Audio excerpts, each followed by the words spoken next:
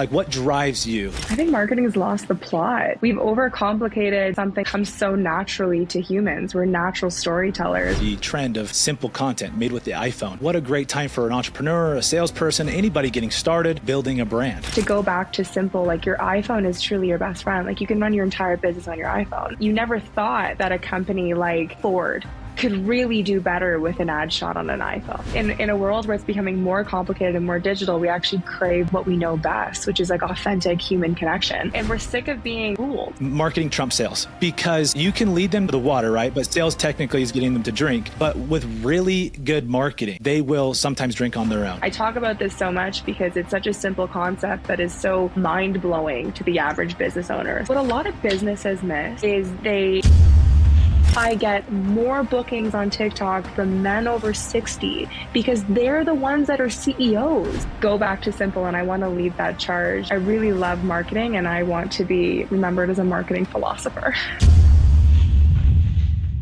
What's going on, guys? We have Camille Moore joining us on the podcast today, and from Canada, right? From Canada. Okay, guys, let me give you a quick intro. So Camille, this girl, first of all, I love seeing women succeed in the marketplace and going after it. And so it gets me fired up. So that alone, thank you for the inspiration, Camille. Thanks for being here. Now, let me give you guys a quick rundown. This girl's 28 years old. She's making big moves in marketing. She is president and founder of Third Eye Insights. Okay. And how many clients are you working with now for marketing? I know you're working with some bigger companies, right? Yeah, I mean, a lot. We're a full suite agency. I also am a fractional CMO for some pretty big companies. And then we also do strategic consulting. So we've got a lot of clients. We operate in different capacities. So it's a full roster. Okay. And you've been at this with Third Eye Insights since 2018. Prior to that, tell the audience what you were doing. Well, so TEI actually started before I got a full-time job in marketing. I wanted to be a lawyer, and I got myself a job at a law firm in town of where I went to university. And during my internship, I realized that I am not cut out for the law, and I'm much better at marketing. And Third Eye Insights was born. It started as very much I call it my revolve shopping fund. It was at the time and at my age, it was a fantastic, fun side hustle that helped me get me through university. And then to my full-time job, I was actually one of the first CMOs in cannabis. I got a job as a chief marketing officer for Canadian operations for a U.S. company that entered into Canada before Canada went federally legal. I was one of the only chief marketing officers in Canada in cannabis that actually worked with the Liberal government to get cannabis federally legalized. So I was way too young in a job with a ton of responsibility because nobody wanted to jump ship. When cannabis was becoming federally legal, it was still a drug. It was super taboo. All of the big CMOs from big companies, they didn't want to come over because it was a drugs. It was sketchy. Right. It was gross. It was a career killer. But because I was too young to know any better, and really actually knew better because it ended up being one of the coolest things to get into because it was like the Prohibition era, like seeing a federally illegal substance become legalized in a G8 country was historic. So I was a CMO for that. And then I had Third Eye Insights on the side, and both did very well. I got to ride out federal legalization. I was a part of that, working out of California and in Canada. And then I went all in on Third Eye Insights right before the pandemic, and the rest is history. I love that. And, you're making big plays, big moves. You're growing on social media. You better be within your space, and, but behind every person taking massive action, there's a big why. And we were talking about this briefly before I got on the podcast. I was just itching to ask you the question. And, for the audience sake, why did you, what drives you, Camille? What is behind, the engine that's pushing you to do what you do and to share your message? What do you want the world to hear? I think marketing has lost the plot, and we've overcomplicated something that comes so naturally to humans. We're natural storytellers. We're natural orators. We understand how to sell and convey through simple communication. And with, there's so many things that are complicated right now between ESG ratings, which are affecting stock price valuation and how companies are rated, and how, hedge funds and mutual fund companies will purchase that stock based off their ESG ratings, to ever changing algorithms and more platforms popping up, and the age differential from a CEO to a social media manager, and all of this noise that is happening. We've lost the plot of marketing. And I think that there's space for a renaissance in marketing to go back to simple. And I want to lead that charge because I really love marketing, and I want to be remembered as a marketing philosopher. I love that. I was recently just at Funnel Hacking Live with Russell Brunson. I'm sure you know him and that community.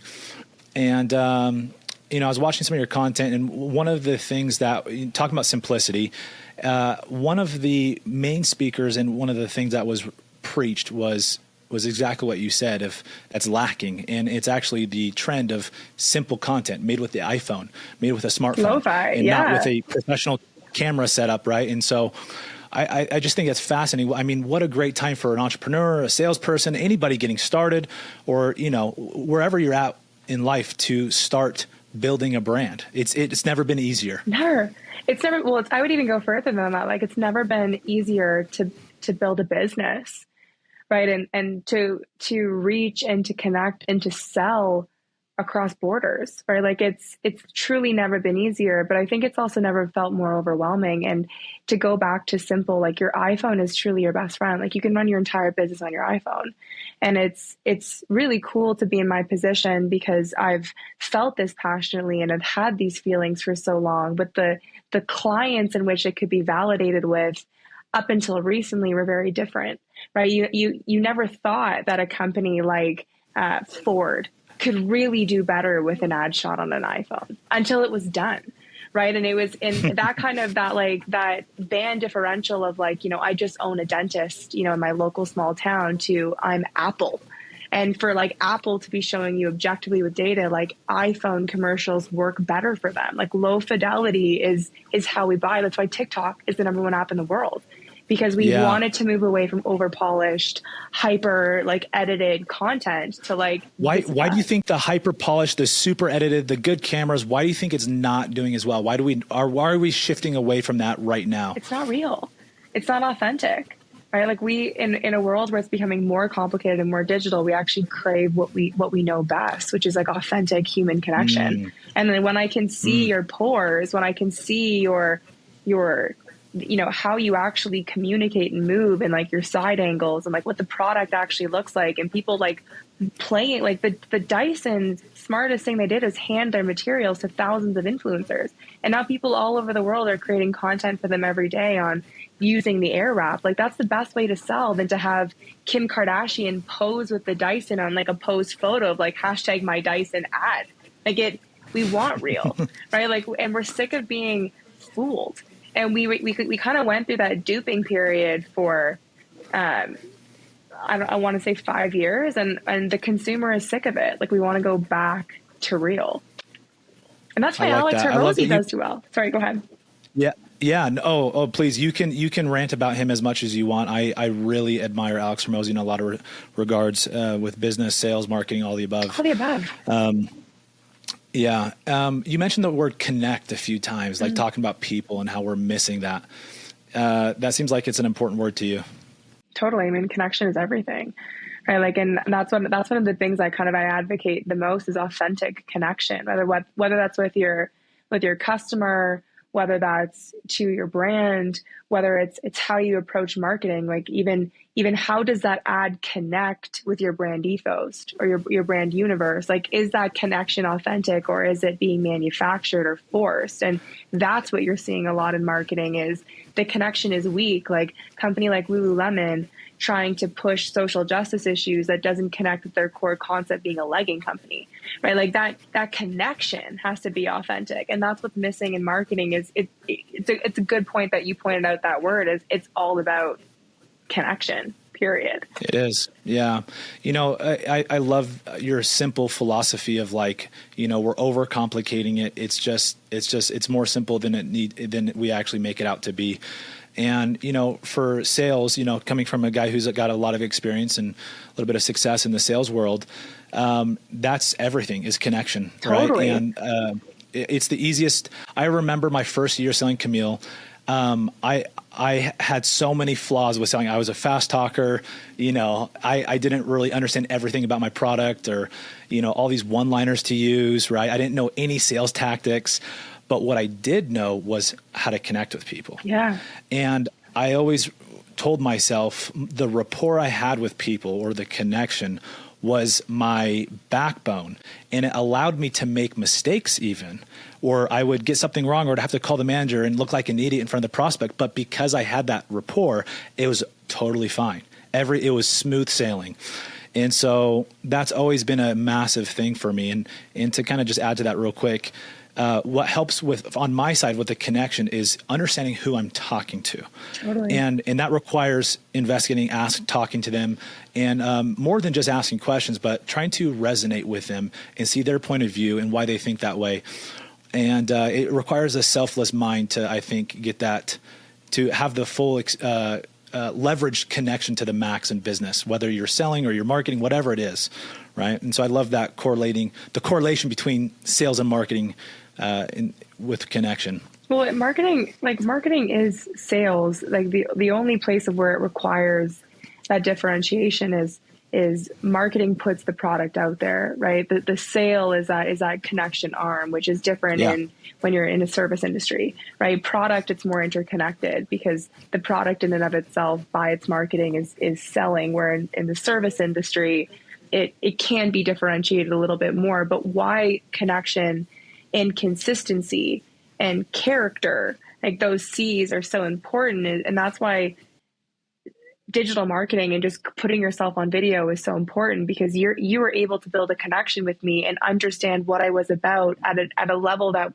words can't quite explain, right? Like the way that the human mind can analyze and synthesize tone, tenor, eye movement, my body language, like you can make an assessment and judgment of me and say, she's my person, and pretty quickly, right? Or in reverse, like that's not my person. And that's what's so cool about the internet is that by investing in connection and creating valuable content that has something interesting to say, I have people all over the world that feel like I'm their person because they could watch a video and assess. But on the other hand, and that's, you know, to kind of go into this a bit in a roundabout way, like our consult now starts on the internet, right? It doesn't happen in the office or on that phone call, right? And I know you talk about this in sales, that you're actually being interviewed now before the interview.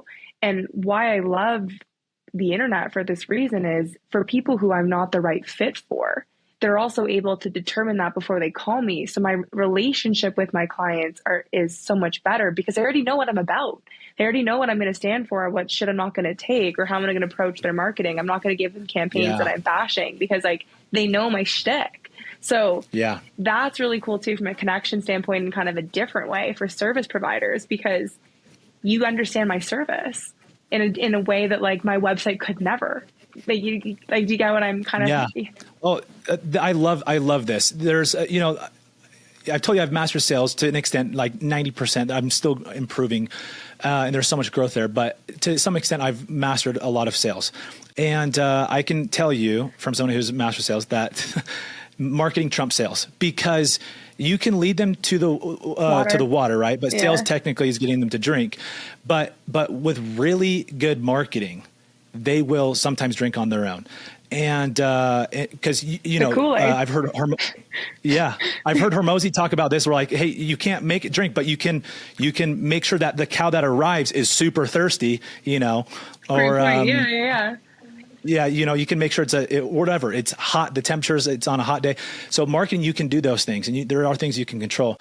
But I think it's fascinating how the better and the stronger the brand, the easier the sale. This is what I've geeked out on. And I've been like, holy cow, like this is the next phase for my business is marketing. Because if I master this, the sales will also dominate. And that's what a lot of people don't understand is I've heard some people, and I've even called them out on a podcast where he's like, sales trumps marketing. I'm like, dude, no, it doesn't. Like it's the other way around. No matter how good your sales, your brand sucks. You're not having the conversation. Yes, exactly. So I guess here's something we could try to, and we might not be able to find an answer. This might be tough, but there's a lot of organizations that have sales leaders, sales groups that just get leads and are just selling from people in those that they're given. Is there anything that they can do on their own to do like in the world of marketing or Instagram or social media to help drive leads if they're working for another organization? Oof. Well, yeah, I mean, of course. I'd have more questions to ask. I mean, like, is the product great? Is the brand consistent? Like, are you working with the right fundamentals to take off? Like, if we were to talk about kind of the MLM brands as kind of like a starting point where they're kind of giving you all the things, but like you're in charge of kind of taking it to the next stage. The answer is content creation. That's the way we buy is through connection through the phone and by selling a promise. And what I talk about a lot, I guess, kind of again, in a roundabout way, what most people miss is that they don't understand who the hero is in the equation. And they think that they are the hero and instead the customer is the hero and their product is the guide. And I talk about this so much because it's such a simple concept that is so mind-blowing to the average business owner or salesperson. And I think the better answer to your question is because there's so many, I get asked this question a lot, like, is one thing that you would recommend? And the answer is no. I think why a portion of marketing is broken is so many people are being force-fed tips and tricks that they think that will be the answer to millions. And that's not the case. Like, it has to be customized. It has to make sense for your brand. It has to be strategic. But what I can say consistently, hand on my heart across the board, is no one gives a fuck about you. They give a fuck about themselves. And you got to make sure that whatever you're packaging or you're selling makes their lives or problems or situations better. And then you're in a winning equation. So if you're creating content, it's all about them, their pain points, their fears, where they want to go, what they want to look like, make them feel and look better. They are the hero. I love that. And the journey starts with a problem. Completely. Right? Always. And and that's like, but it's not your problem. It's their problem. It's theirs. Mm-hmm. So when it comes, like, you can do email blast marketing, you could do TikTok content, you could do a podcast, you could do a YouTube form, but it has to be valuable. And that's why I really like that term, valuetainment. And I'm like going all in on it because that's... Yeah, explain that. So what a lot of businesses miss is they create social media content that's veiled as ads. And nobody cares. Nobody wants to follow an ad account, right? Like, and the way that we use social media is to be entertained, right? We're an attention economy. If I'm going to click on your content versus someone else, like, you have to give me something valuable. And that's what we're looking for, is valuetainment. When you look at my content, you actually don't really know what I do or what I sell, because none of my content is actually focused on you hiring me. My content is focused that you walk away with learning something or taking away or having something interesting to think or talk about that's valuable to you, because it's about you, right? And by creating content that's valuable to you, you're engaging with me, and we have a connection now. And now we're having a conversation and we're able to talk about marketing because I've given something to you. So valuetainment is the way to win in 2023. And that's really the strategy that you need to use and create when you're creating content. Because if it's not valuable, if it's not interesting, and if it doesn't provide me with something that I'm taking away from it, it's not going to work. Okay. I love that. Now, when it comes to volume, there's something that kind of coincides here potentially and maybe conflicts as well. Volume, like the volume required to succeed. Now, this is sales, this is marketing. And for me, you could have a sales rep that closes at 10% versus a sales rep that closes at 30%, but the 10% can outsell and often does the higher close rate sales rep. Because they outwork them, they put in more volume. But what happens is the more repetition in volume, you also get better at the skill, and your close rate goes up. Yeah, of course. what's your take on just pumping out too much content where it's not good enough, but you're putting the reps in and you're putting tons of content out? Like, where's the fine line? Where's the balance? Gary Vee says pump out X amount per day. The other guy's saying that's way too much. What's your take on that? I really respect Gary Vee, because Gary Vee was actually the person that got me over my hump and made me swallow my tough pill of like, get over yourself and create content, because creating content wasn't easy for me or exciting for me to do in the beginning either. So for that why do you think that was, real quick? Why do you think that was? Because when you're starting out, the people that follow you are the only ones that know you.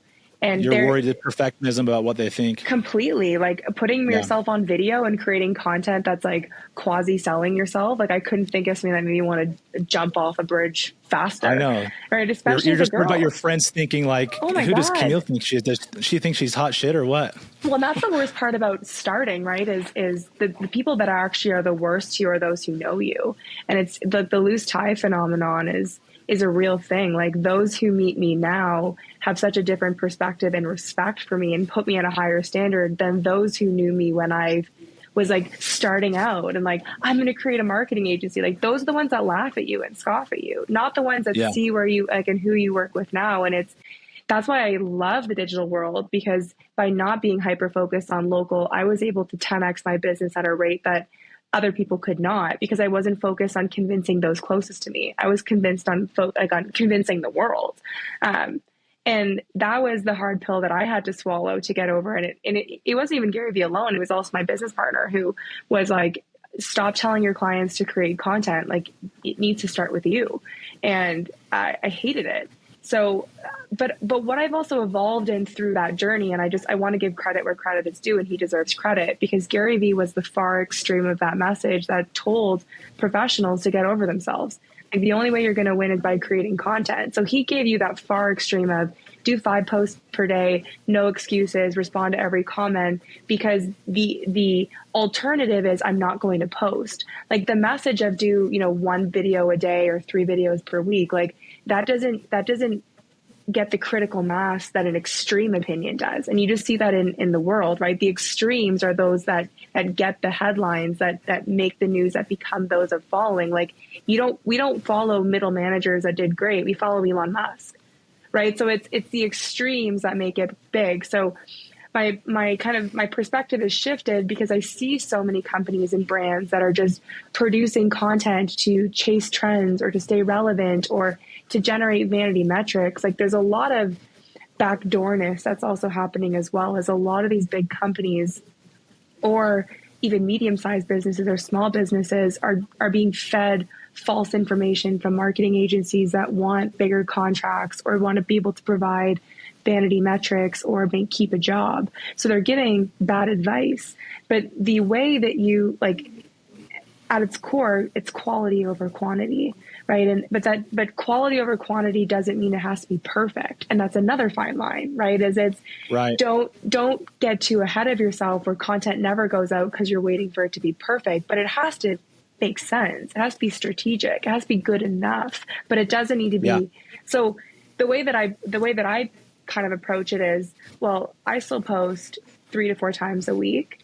I'm shooting, once every 2 weeks, and we create batch work of content, because that's what I have to do with my travel schedule and the work schedule. So as a professional, I ensure that I sit down with my producer and I create my content for the 2 weeks, and I'm constantly writing. Walk us through that process, like a talking head video, a non-podcast clip. Yeah. How do you generate it? What's the focus? Do you start with the hook? Like how do you do it? So most of my content actually comes from like real life conversations. So I use this app called Otter, Otter. It's an AI application. It's completely changed my life. And I just live my life and I think in terms of content. So like last night I was out for dinner and I was trying to explain to an older gentleman, the difference of lo-fi, low fidelity versus hi-fi, high fidelity. And I kind of was having this really great conversation with him, kind of explaining, the differences of both and why lo-fi is working so well on the internet. And that instantly my brain was like, that's a video. right? So I quickly take a voice note dictation. It's like an audio a note clip. It also writes it out. For me, it's nice to see it written because that's easier for me when I'm like prepping my content. But I also brings me back to that moment. Like that for me, for my brain is I can roll. Like I can tell the story. Like if I hear my clip from that moment, I can close my eyes and go back to that dinner. And I know where that kind of that clip is. But to go back to your point, that's my 10,000 hours of training, right? It's been years of creating content and learning the algorithm and what my audience responds well to and what it doesn't. But what I can say as that tip or trick or negative info for those who are starting out is the best content comes from what's authentic through those connections you're having with your customers. Like if you're great in sales, that tip, you're like, shit, that's closed for me 3 out of 5 deals. Yeah. There's probably a nugget there. Let me take it down. And it's not the first time you do the video where like you nail it. But when you do that 100 times, then you really start to realize like, shit, people think this is really interesting. And that's kind of, that's my process now. And that's why I think the content does well is because it's not manufactured. It's not me typing into ChatGPT, what's the trend of the day. It's me living my life as an expert in this space and recounting those moments so that those other 65-year-olds that are on TikTok lost trying to navigate it are like, this is a conversation I wish I could have had with someone like Camille. That's gold. That's gold, Camille. So rather than sitting down and brainstorming, here's all the things I want to talk about, just live your life, go to do your stuff. And when the moments come, write it down and note it down. I've actually had a couple guys that my solar company, like we were mid meeting and I don't remember what I was talking about, but right after I finished, he's like, dude, like I wish the cameras were rolling and you recorded that. Like, he's like, that was fire. But that's the way that I live. It's like, just that's a video. Yeah. Like, sorry, keep going. So, well, I mean, on that note too, like Gary Vee also talks about just have the cameras rolling, And so after that, I'm like, okay, let's just start recording everything. Why not? Why not? Yeah. Why not? Well, that's what I do too. Is like, I'll just put my phone down, like at a dinner, like I'm doing like a brainstorming, I'm with a client. I just have my auto rolling the whole time. And like, I love it. I just record it now. Cause I'm like so often and like, I try to recount it. And I'm like, I can't. So totally it's all content. Like, we live in a content economy, but like and that's the balance is like, be obsessive about content, always thinking about content, but then also respect your brand and what your brand is also changes. Like when I talk about this in my content, like if you're Tiffany, your approach to your brand and what you put out has to be different than if you're Gary Vee. Like it has to be. And like Tiffany can't be getting advice from a marketing agency that follows someone like Gary Vee because Tiffany's been a brand that's been around for over 100 years. And their whole ethos has to be around for another 100 years. And I can't say that that's Gary Vee's brand ethos, right? Like he's got a very different brand. So always create content, always be fixated on what is interesting to your customer, but also know your customer and your brand. Yeah. I think, I feel my mind tends to focus and wander. Like when I go into depths of like business, it tends to go towards the customer and their experience. And I think in autopilot mode in business, a lot of people lose sight of that. They're thinking of revenues, profits, KPIs, which are all very important things. But, you look at, I remember studying Jeff Bezos and he's just absolutely obsessed about customer experience. Sam Walton, who built Walmart, same thing. Nordstrom. And you see this, same, there's a recurring theme there. And, this is on a one-to-one basis, but also building out an organization and a strategy. If you can think about your prospect situation or your ideal client, your avatar, you're going to get some of your best content from that. And I love what you're saying about using Otter. That's a golden nugget. I had another business guy tell me to use it and I didn't. And so thank you, Camille. I'm going to download the app today, start recording all the content. And guys, to reiterate what this app does, Camille, it basically everything it transcribes everything for you into a written document. Right. And audio. That's what I also love about it. Like extra is that you can also hit play. That's awesome. So that's gold. But I think it's this, and I've heard success leaves clues, and I look for the clues in where the dots align. And another thing right here where the things align is on just living your life in the random moments that something hits, note it down. I know Alex Hermosi, he does this. And people ask him, do you put your best content ideas like on a note or on a Google Doc or like a CRM? He said, no, I just post it out to Twitter. Smart. But what he does, Camille, is when it comes, he does it. He just jots it down. That's his notepad. Yeah. And I think I really respect Alex Hormozi. Like, I honestly, I really jive with that human being.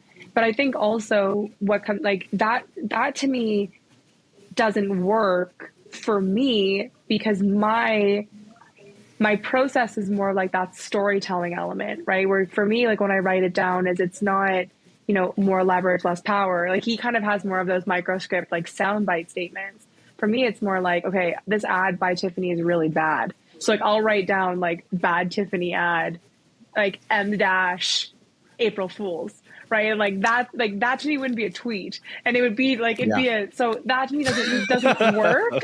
But I mean, I think the premise is the same: is that everyone is too busy.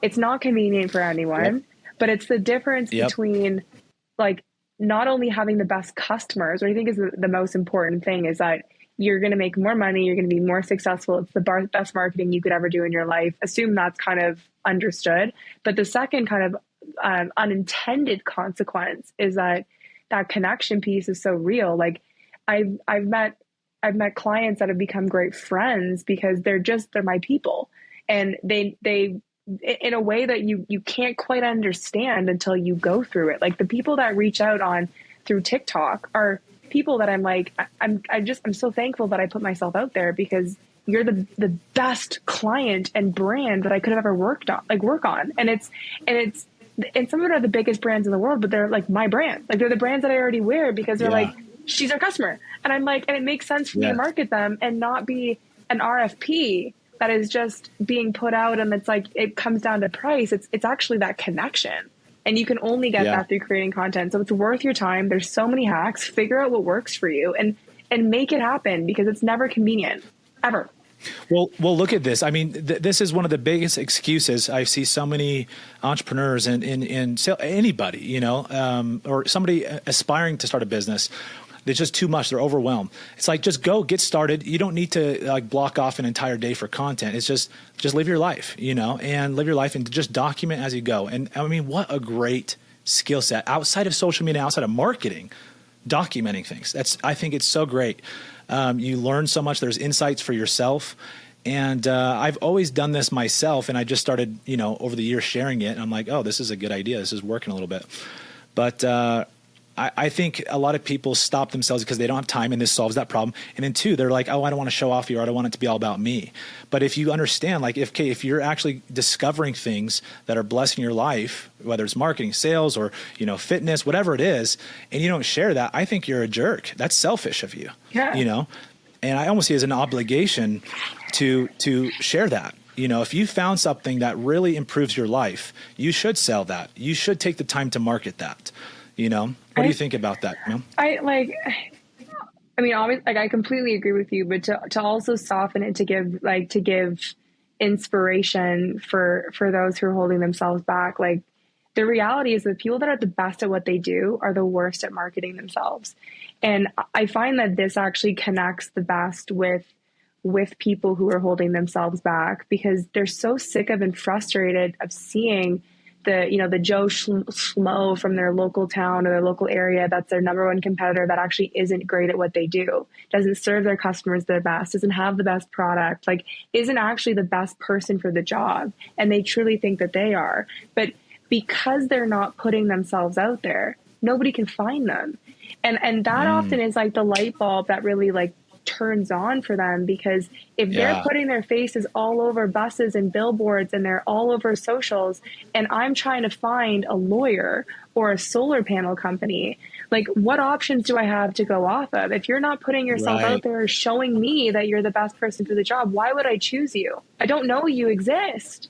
And it's that, I think it's that moment where and to also add to that, it's not a millennial thing. It's not a Gen Z thing. It's an everyone thing. Yeah. Like you see 70-plus-year-old ladies, they're all over Facebook. They're Googling. I show up with my grandmother who's almost 90, and she's like letting me know that there's all these add-ons on Amazon. She's like, hey, do you know that you can add these on for free? She's like commenting on my Instagram photos. I'm like, grandma, like you're 90. Like, what are you doing? And she's like, I'm stuck at home. She's like, I'm not slow.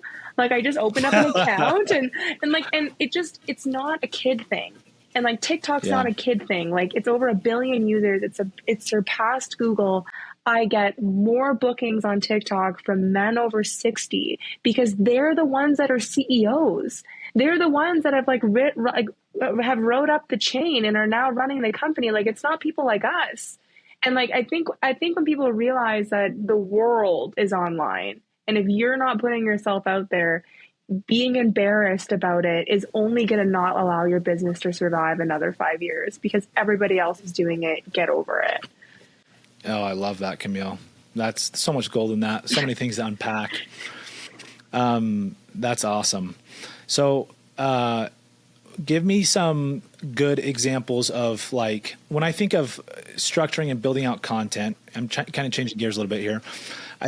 I think of hooks and, you know, going to Funnel Hacking Live for me, Brunson and the whole community there was very big on, you know, the first several seconds. And again, sales marketing, whatever, you know, in the sale, their first few seconds, there's so much. And a lot of it is not even what you say, it's how you look and how you sound, right? And with marketing especially, it's like you've got about 1 or 2 seconds, sometimes 3 or 4. So what advice do you give when crafting a hook, whether it's cutting a podcast for an editor or to, you know, if you're doing a talking head video or you're doing, it's a candid shot with your team, like what's your framework on a good hook? Okay. Well, 2 things to that. I think as a starting point, like literally this conversation couldn't be more important. Like the way that the actual algorithms decide to push your content is how users respond within the first 5 seconds. So if people are like clicking off or not clicking it at all, it completely changes how the algorithm sorts not only that post, but your profile. So taking the thumbnail, the headline, and that hook seriously is literally the difference between you wasting your time or making tons of money. So it's super, super important. I think the way to approach it is, again, it's as a starting place, the customer is a hero. So you should be doing something right. that is speaking to them, speaking to their fears, speaking to their pain points. Boom. But also controversial. And I wish another word existed, because I think as soon as we talk about controversy in social media, you go to like Alex Jones, or you think of like controversy in like the derogatory sense of the word. But yeah, controversy on the internet is just not vanilla. Like it's just not boring. Like me saying in the first video that went viral, which is like marketing and storytelling, was controversial. Like people are like, no, it's not. And like marketing, that's crazy. It's not a controversial statement. Like, so you just have to say something that is like, okay, that's a bad example, because please don't use that as your guide. But the point is that it needs to be controversial, because if there's space for people to disagree, that is like the best thing for your content, because you're going to get more people that are actually going to defend you and fight other people. Because anything that's like controversial in a way that is not derogatory, but just allows people to on either side defend for you or work against you. Yes. I think a lot of people don't want to say anything controversial because they're afraid of the internet. I can say, right, that the best thing that you can do for yourself is speak your mind, be authentic, and say something interesting, because otherwise, why am I listening to you? And I'm not going to. And more people are probably going to agree with you than you think. And those that do not are such a blessing for your algorithm, because the more comments you have, it's telling the algorithm how much more engaging the post is, and it's going to push it to more people. And the most controversial things that I've said have had the most positive impact, because it's not actually controversial. It's just interesting. Yeah. I love that. I love that perspective. Yeah. I see a lot of very successful influencers, especially as of late, not just accidentally post things that are controversial, but they fully lean into it. And one case study is Bradley and Andy Elliott. And so, so Andy Elliott's a sales trainer. Okay. And a couple of his posts, one of them was he's talking about how you should have sex every day. And, there's a 93-year-old in front of the stage, and I think it was just so great. And it obviously this post has done very well. And he's had a lot like that, where obviously that's going to be controversial for some reason, right? And but they're not afraid of that. And so I got a lot of mentorship from Chris Crone, who lives out here in Utah, and he's a big influencer. And a big recurring thing with him, Camille, was not caring what people think. Don't care. I think that's what stops us. It's so hard. It's so much easier said than done. But like, someone on the internet saying you should have sex every single day, like, why shouldn't you? Like, if someone is looking for that opinion and you feel passionately about that, that's how you're living your life. Like it's only their opinion to say no. Right. Like, exactly. It's only their opinion to say, like, well, what if you have a heart condition? Well, thanks for commenting. Like, we didn't take into account that all of the, like, that's such a perfect example that you just brought up, because that's exactly what I mean by controversial. Like, it's your opinion. And like, that's what we're here for, is like, there's a tribe of people that are wanting to hear that are wanting to say, like, thank you for allowing me to live my life. I've been waiting for someone to say this, opposed to, like, and that's the issue, is that no one is fucking saying anything. And, and we need to say stuff. Like, we need to, like, there's a really interesting quote by Ogilvy that people say what they feel, not what they think. And those that are really winning online are saying what they think, and that's like the issue right now with politics. It's the issue right now with how people are approaching branding, that people are saying that they really feel passionate about these like political or social justice issues or whatever is, the hot topic of the month, but they're not actually telling you what they think. One thing I want to talk to you about is, I think the art of storytelling is fascinating. And you're talking about the hero's journey. This is verbatim. Like, I have this in my sales training course, is this hero's journey. And I love hearing you say, Camille, like, it's not as common. Like, you'd think people would understand this part of business, but a lot of people don't. In listening to you and from the study I've done with storytelling, it starts with generating a problem. And great entrepreneurs and great salespeople can pitch a problem. And so a lot of that starts with right there. Like, if you were to take, because we hear a lot of things on social media saying, hey, you got to have really good content. And so what makes a good piece of content? We could have something really valuable for the audience, right? And it could be entertaining. But because the intro, the hook, or the beginning part wasn't good enough, or because they couldn't relate, AKA a problem, it wasn't, they're not going to even it's not going to reach them. How do you think, other than, we're talking about how people can live their life and as they experience things, note it down. Is that the best way to find out these problems? Like, any other ideas, like surveying your industry, or things like that, to discover problems of your ideal avatar? What do people actually want to hear? What problems are my ideal avatar having, so that I can hit the nail on the head with content? I think for you to be as a starting place for you to be good at what you do, I think you should know what your customers' core pain points are. I fully agree. And if you don't know, if you don't know them on a personal level, then you're not actually good at what you do. And I think that's kind of the first place to start, because it can't be manufactured. And we talk about how important connection is throughout this podcast, and in order for marketing to be done well, like, it has to be authentic. So you have to truly know what their core pain points are and what are their issues. I think for a lot of people, it's, especially when you're so in the weeds, it's difficult to even kind of understand where to start.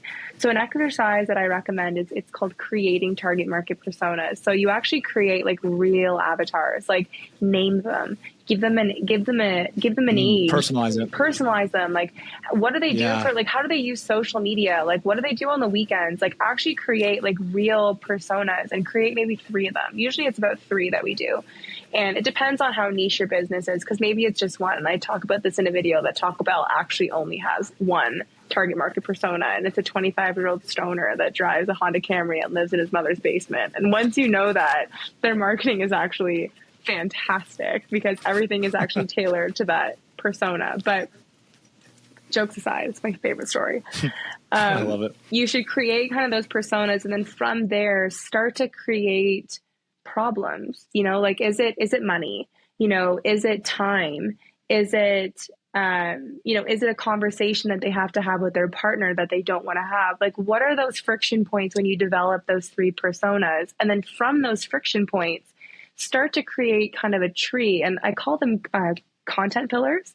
And it's how you can keep your content being kind of engaging. And the reason why we created content pillars is when I was working with a customer or client for 3 or 4 years, it became very boring to find new ways to market their business, right? And for the most part, when you're selling solar panels, you're selling solar panels. Like there's so many different ways for me to say, okay, let's make solar panels exciting. And what happens if you don't do this properly is you start to like creating ads and like marketing for solar panels that actually completely moves away from their core pain point. You see a lot of businesses do this where like their ads become so complicated and they take too many calories to actually understand, and then they've completely lost the plot. So to make it simple, by creating those kind of those friction points or those pain points, which are always on why they can't buy, may I add.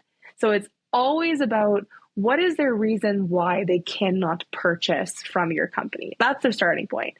And then once you have those, figure out different content pillars to elucidate or to answer those pain points. Maybe it's testimonials. Maybe it's maybe it's ways that you can get financing. Maybe it's basically by creating content pillars like client experience or what the relate pillar is. So like relatable content pieces or convincing content pieces that's more sales focused or,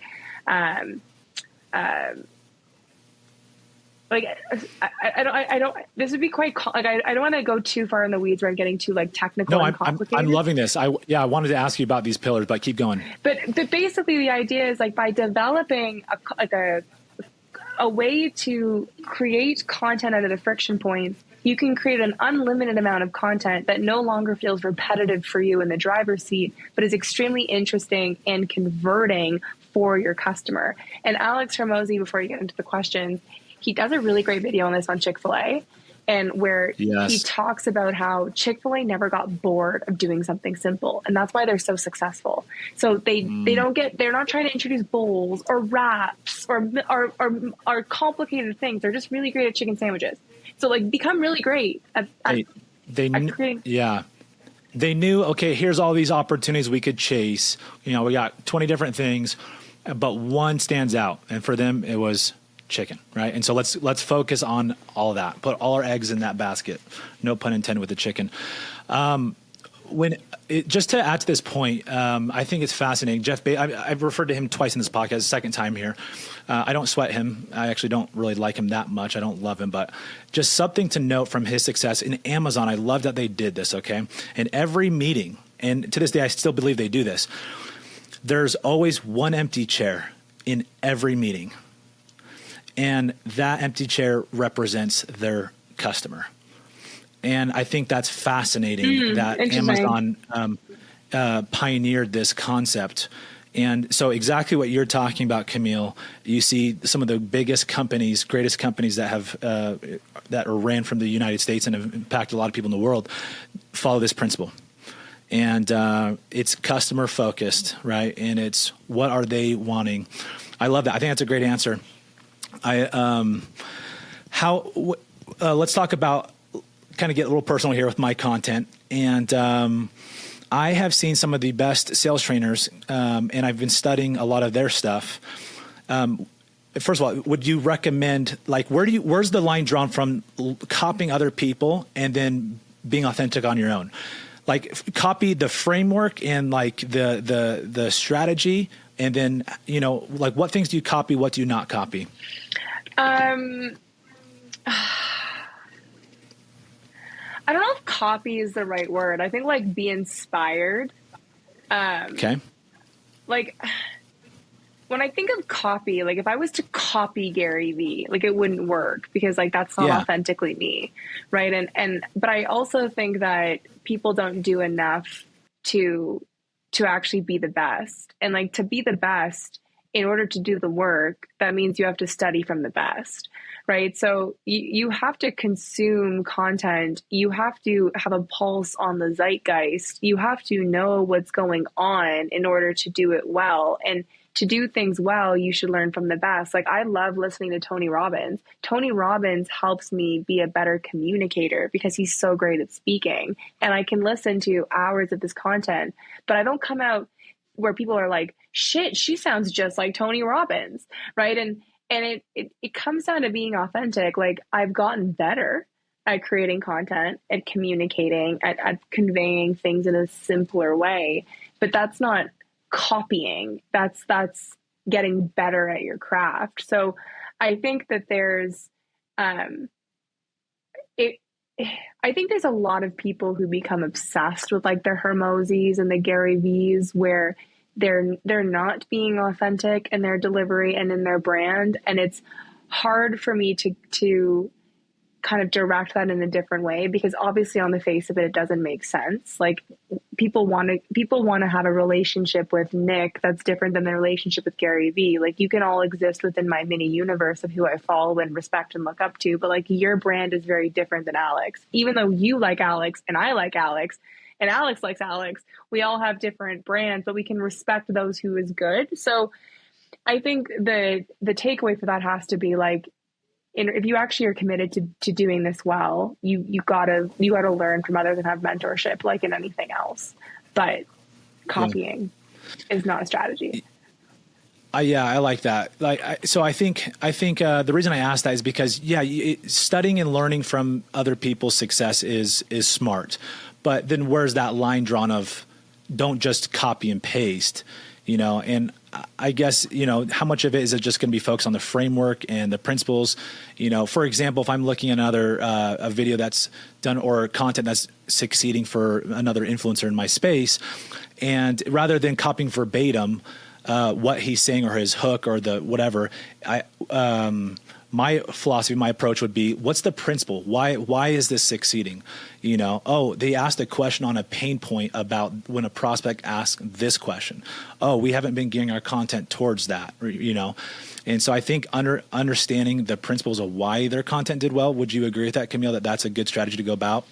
Yeah, that's what I'm saying. Like, I don't think that that's copying. Like, I think that's learning. So absolutely. Like, I had to watch a lot of content of who got the highest counts and like how they edited their content so that I can ensure that my content is engaging, right? Like, there's like Michael Jordan watches tapes of other players. That's not him copying. Like, that's him improving, right? Like, if you want to be the best at what you do, like, you have to know who's in your league and who's playing the game. So like, of course, right? And I think that has to happen if you want to be at the top and you want to be the best, because the algorithm is changing. Like, simple at its heart is like the core principles to marketing have never changed. Whether you were in Rome and on a soapbox selling bread, or if you're now on TikTok selling mascara, like, what's going to work is what's going to work. It's not just the medium has changed, not the message. But in order to